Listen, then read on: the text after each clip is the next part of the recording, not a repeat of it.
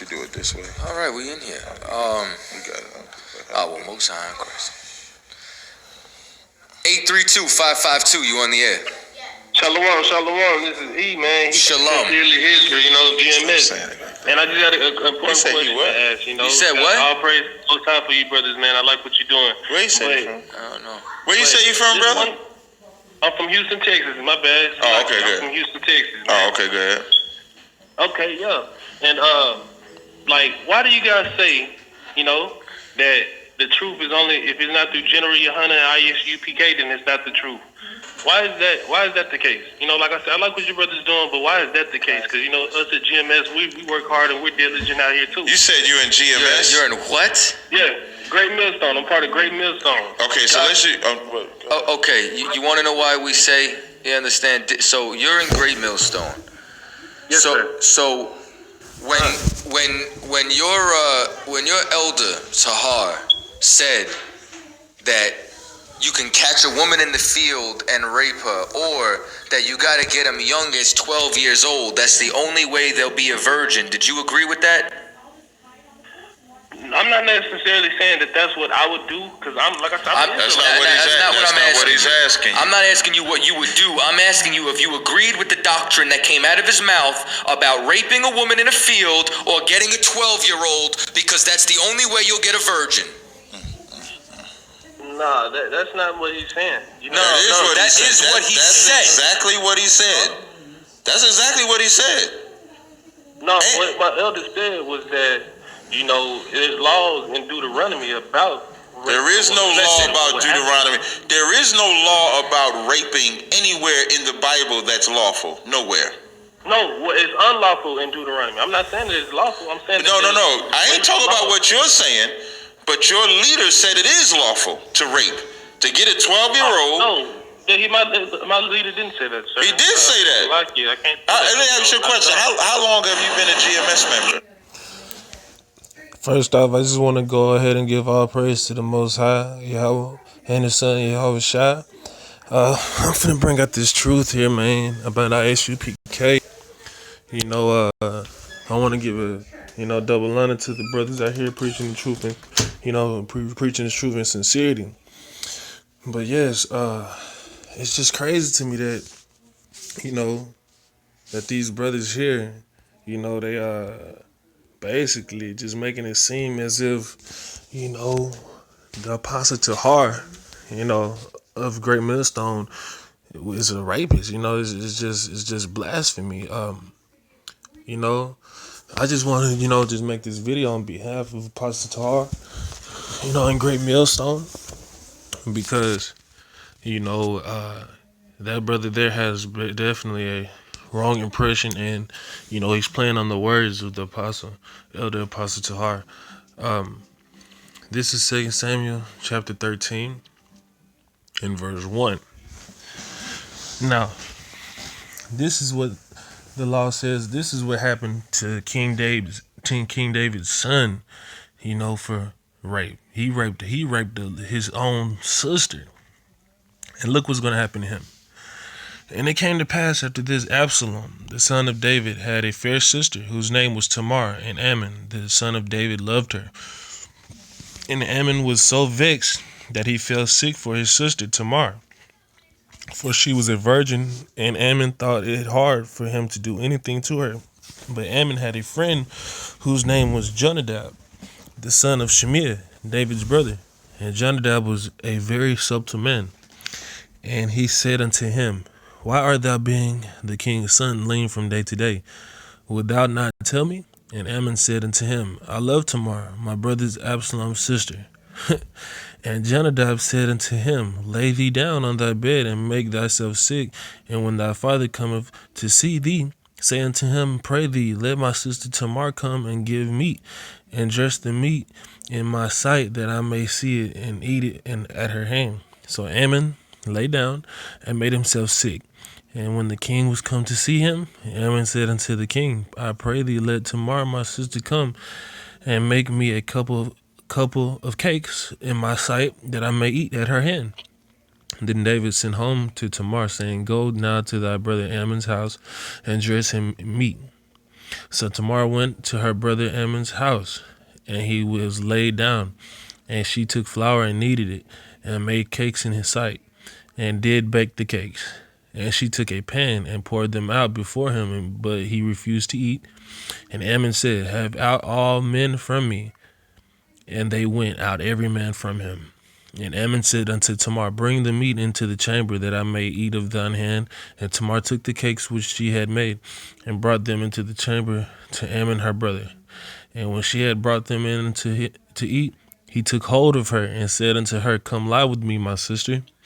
And she answered him, Nay, my brother, do not force me, for no such thing ought to be done in Israel. Do not thou this folly. Now that is where, you see where you're not supposed to force nobody. There's no raping. And the apostle Tahar was not saying that that's what he would do. And that's the part right there, right here. And she answered him, Nay, my brother, do not force me, for no such thing ought to be done in Israel. Verse 13. And whither shall I cause my shame to go? And as for thee, thou shalt be as one of the fools in Israel. Now therefore I pray thee, speak unto the king, for he will not withhold me from thee. So she was saying, before you try to do this sneaky thing, why not you just tell the king? You know what I'm saying? For he would not withhold her from him, because, Ammon, he was one of the King David's favorite sons, to be honest. Verse 14. Howbeit, he would not hearken unto her voice, but being stronger than she, forced her and laid with her. Then Ammon hated her exceedingly, so that that hatred wherewith he hated her was greater than the love wherewith he had loved her. And Ammon said unto her, Arise and be gone. So now he done fornicated, because now he done hit her, and now he's trying to make her go. And not only that, it's his sister, so he was just all the way wrong. Verse 16. And she said unto him, There is no cause this evil in sending me away is greater than the other that you did unto me. But he would not hearken unto her.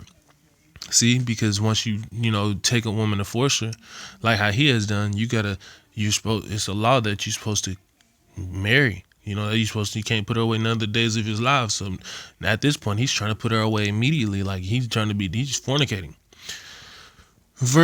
Let's repeat verse 16 and we'll continue. And verse 16. And she said unto him, There is no cause for this evil. Sending me away is greater than the other that you did unto me. But he would not hearken unto her. Then he called his servant that ministered unto him, and said, Put now this woman out from me, and bolt the door after her. And she had a garment of diverse colors upon her, for which such robes were the king's daughters that were virgins apparelled. So she was a virgin. Then his servant brought her out, and bolted the door after her. And Tamar put ashes on her head, and rent her garments of diverse colors that was on her, laid her hand on her head, and went on crying. And Absalom, her brother, said unto her, Hath Ammon thy brother been with thee? But hold now thy peace, my sister. He is thy brother. Regard not this thing. So Tamar remained desolate in her brother Absalom's house. So now her other brother has seen, with her, she's down in the spirit, looking like something has happened to her. Her other brother, Absalom, has already peeped out that, that Ammon then probably pulled a little move on her and tried to, and has went into her. So she's telling her to hold her peace. But long story short here, it's going to go into how Absalom was very mad about this, and he's going to end up killing Ammon. Let's just read about it. Let's read verse. We're going to start at verse 20. And Absalom, her brother. We're going to start at verse 21. But when King David heard of all these things, he was very wroth. And Absalom spake unto his brother Ammon, neither good nor bad, for Absalom hated Ammon because he had forced his sister Tamar. So now I'm going to skip down. To the part where they're going to go ahead and kill Ammon because of this. Verse 28. Now Absalom had had commanded his servants, saying, Mark ye now, when Ammon's heart is merry with wine, and when I say unto you, smite Ammon, then kill him, fear not, have not I commanded you? Be courageous and be valiant. And the servants of Absalom did unto Ammon as Absalom commanded. Then all the king's sons arose, and every man got him upon his mule and fled. Yes, and that's what I wanted to get at, and the brothers there saying that, rape is allowed, and that's what Apostle Tahar said, but Apostle Tahar did not say that. I'm gonna go back to the video and let you guys check the rest of it out. I've been GMS since 20 years old. No, how long? But how long? I'm 27 now. Okay. All right. You gonna play it? Sit back, relax, and listen. Look, I have 2 daughters that are virgins. Remember, Lot was known for what? His righteousness, right? Yeah. Go ahead. Behold, now I have 2 daughters which have not known man. They're virgins. Go ahead. Hold on, I'm trying to fast. You gonna tell one of these brothers here? Come on, you know the doctrine. You know how we get when you get. Well, answer it. We just If it did happen, you would allow it to happen. Why? Because you go back to the scriptures. You're supposed to be a brother. Hold on. You gonna allow one of your brothers to rape your daughter? You say rape as if rape simply means to grab. No. We talking about now. We read the verse. Where someone was. In the kingdom of heaven, hey, look, No. We read the verse, man. when the kingdom is See, they're playing on words, you know what I'm saying? They keep using rape. They keep using this word rape, but women were betrothed to men, Women were being raped back then. But women were being betrothed. And then if you did happen to rape something, or rape a woman, there was laws behind that, and it wasn't going to be turned out good. It wasn't lawful. And we're not saying it was lawful at all. It wasn't lawful, not one little bit. If you see here, let me show you here. One moment.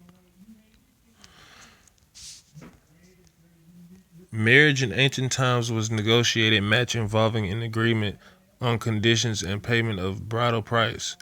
In biblical times, people were married in early youth, and marriages were usually contracted within a narrow circle of clan and family. It was undesirable to marry a woman from a foreign clan, lest she introduce foreign beliefs and practices. So we didn't marry outside of our nationality. As a rule, the father arranged the match. The girl was consulted, but the calling of the damsel and inquiring her mouth after the conclusion of all negotiations was merely a formality.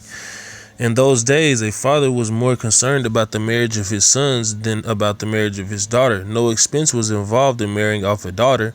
The father received a dowry for his daughter, whereas he had to give a dowry to the prospective father-in-law of his son when marrying him off. So see, he received monetary, dowry for his daughters. So it wasn't a big thing. So whenever somebody wanted to marry his daughter, you had to go to the family. If you wanted a daughter, you had to go to the family. So it wasn't just rape. It wasn't rape. And if you did force her, you still had to go to the father. The family was gonna still find out no matter what, because ain't nobody gonna just be quiet about something like that. The price paid by the father of the price paid by the father of the groom to the father of the bride was called mohar, or dowry. The term continues to be included in the text of the traditional wedding contract in Genesis. Even in Genesis, so it's mentioned in the Genesis, where was it? When Isaac married Rebecca and Leah, because he had married Rebecca and Leah and had to pay dowry for both. You don't just get to marry a woman, or rape a woman, and there's nothing gonna happen. There's no lawful thing gonna happen about it. It's very, very unlawful to rape a woman. Let me continue this video. We're going to get women when they 12 years old. All right? Say it again. As soon as they start in the kingdom of heaven, starts, that's when they become a woman. Okay. Right? So we going. So period. That's what the Apostle Tahar is trying to get at. The fact that when they're 12 years old, you know, that's when they're having their menstrual cycles, and that's when they become a woman. And doesn't it say up here? In biblical times, people were married in early youth, and marriages were usually contracted with the narrow circle of the clan. So marriages were happening in the youth. He's not saying that's what he's aiming to have, those type of women, but it was very lawful for a woman, to be betrothed to a man at that age. It was very possible. As it says here, let's go here. We're just doing a bit of research on this. As it says here, older women. Let me zoom in on it. Oh, it won't let me zoom in. But it says here, older women who did get married included a small number of causes where married men who were much younger than themselves. For example, our sample from the 1700s included 2 women aged 50, both married men who were over a decade younger than themselves. So even when it came down to the men, they were marrying women way older than them. So I mean, I'm not. What about that part? What about that? What about that when the women were marrying men that were over 2 decades younger than them? Yeah.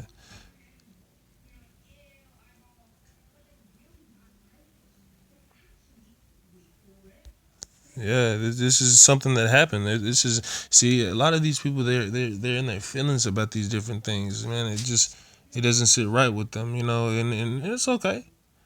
It's okay. I mean, it doesn't change a thing. It still is what it is. Look what it says here. But if two men claim to have betrothed the daughter, both must issue a writ of divorce for her. Or if they prefer, one can issue a writ of divorce and the other can marry her. If a man says, I betroth my daughter, or I betrothed and accepted on her behalf a writ of divorce when she is underage and she still is a minor, at the time of these declarations, he is to be believed. If he says, I betrothed and accepted her writ of divorce when she was a minor and now she is an adult, he is not to be believed. If a man betrothed one of his daughters and accepted the betrothal money without specifying which daughter, the contract is invalid if the daughter was an adult. If a man has several daughters by each of his 2 wives and he says, I betrothed one of my older daughters, but I have no idea whether she was the elder of the adult daughters or the oldest of the minor daughters, or the youngest among the adult daughters, because she was also older than the oldest of the minor daughters, all his daughters are forbidden.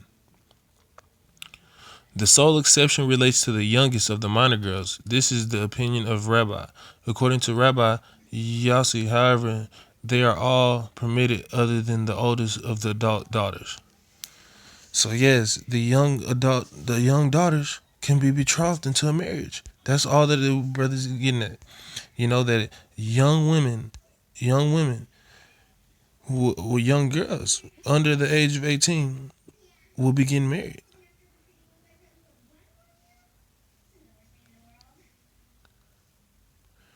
Even right here, it's all through here. It's easily researchable. This is a list of child brides, women of historical significance who married under 18 years of age. Women have traditionally married at younger ages than men, although the average age of marriage has increased for both sexes with time. Historically, girls were married at a young age more frequently in the past due to both law increases in the minimum age required for marriages. Period. Let's finish this video. Deal with them when they're period. Let me me ask you something. Can I get a little graphic?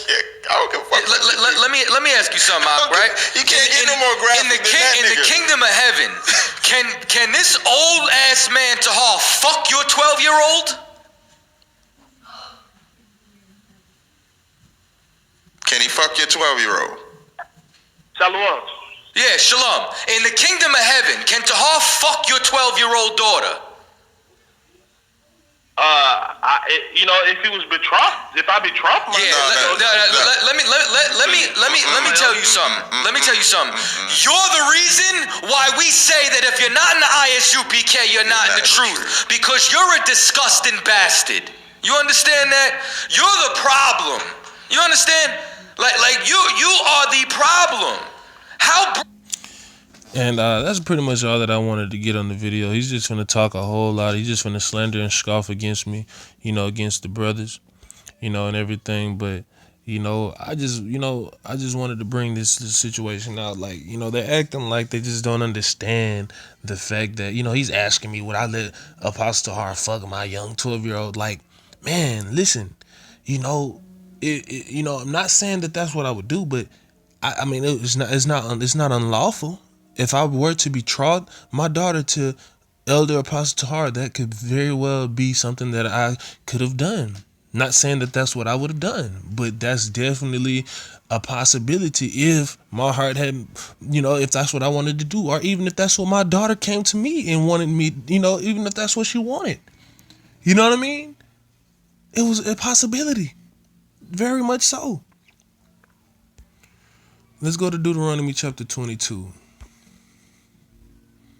Deuteronomy chapter 22.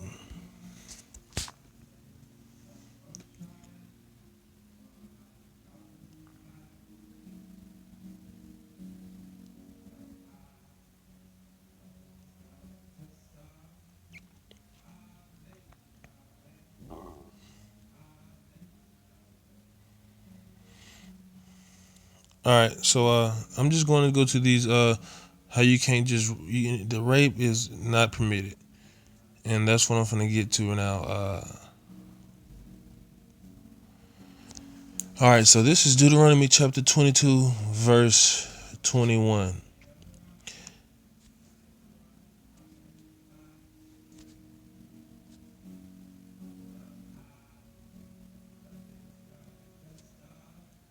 Here it is.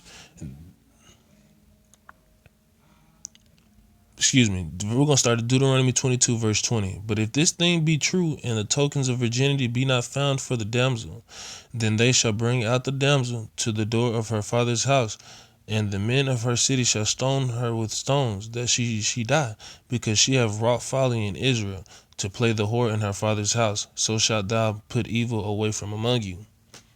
And that's what was going on with the occasion that I had read earlier on the account of Tamar and Ammon when he had raped his sister. She had wrought folly in her father's house. And if her brother Absalom, if she wouldn't have told him the truth and brought the truth to King David would have felt some type of way about Tamar, and she would have wrought folly in her father's house because she wouldn't have her tokens of virginity anymore. But yet, that's why they had to kill Ammon, because he had did something that was very foolish in Israel, and he had committed the evil, and they purged that evil from among them. Also, verse 22, if a man be found lying with a woman married to an husband, then they shall both of them die.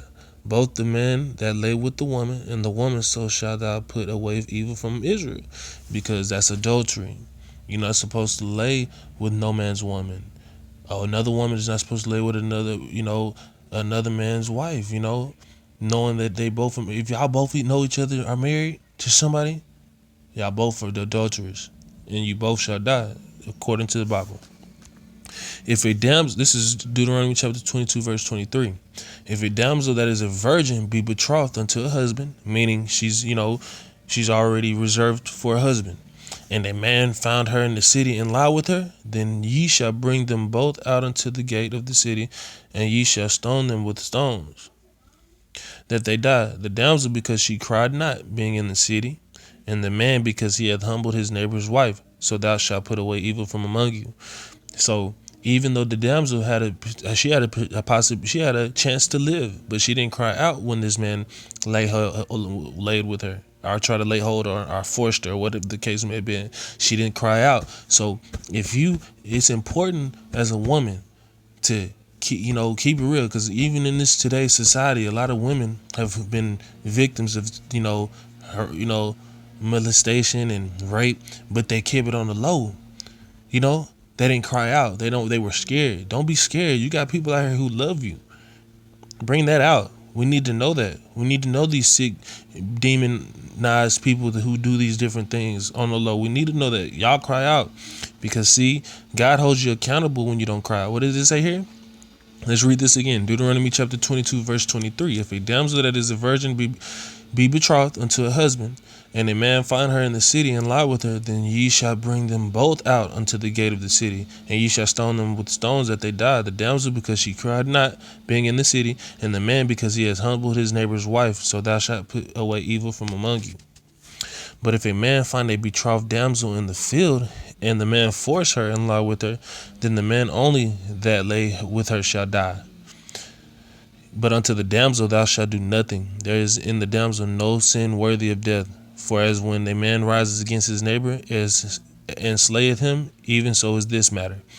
Because in this matter he forced her, and this was in the field. So obviously this is where it wasn't nobody to really be able to help her. So at this point, she's going back to her family and letting her know that this man, and that she's going to point out, forced her. And at this in this particular matter, the man only shall die because he forced her. He forced her. She did not want to do it. See, that's what's important about this. Y'all make it seem like, when you take a woman, she still has to be with it. You can't just take a woman. You can't just take the woman without her family being, concerned. The only way that you can take a woman without her family being concerned is when you take a woman and it's like a war captive, and she's a war captive. See, God even has a law about that when they're a war captive, and I can get, we can get that. That'll be Deuteronomy chapter 21. Let's get it.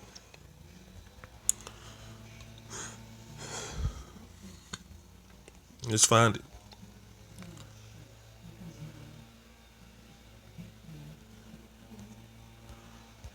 Let's see, where is it at? Deuteronomy chapter 23.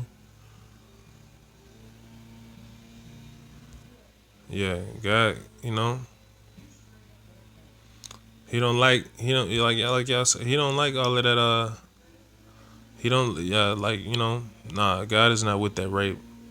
And Apostle Tahar isn't either, man. That's why I'm doing this video on behalf of Apostle Tahar. This is what he was talking about. He wasn't talking about literally raping women. He was talking about, yes, when you lay hold on the, he would be able to betroth women. Men would be able to betroth, their daughters to a grown man. If that's what they decided, if that was the agreement, it was very much so lawful. And if a man did lay with my daughter in those times where these laws would still stand, yes, he would owe my family or me a dowry. And it would still be up to me if I would want to keep, let my daughter stay with him or not. It would all still be up to us. And, okay, I'm ready. Yeah, so, honestly, I'm pretty much done with this video here. I was gonna find where I find out where if she's I was gonna show you how you could take a war captive and also make her your wife, but this point is pretty much done. All praise be to the Most High. Shalom.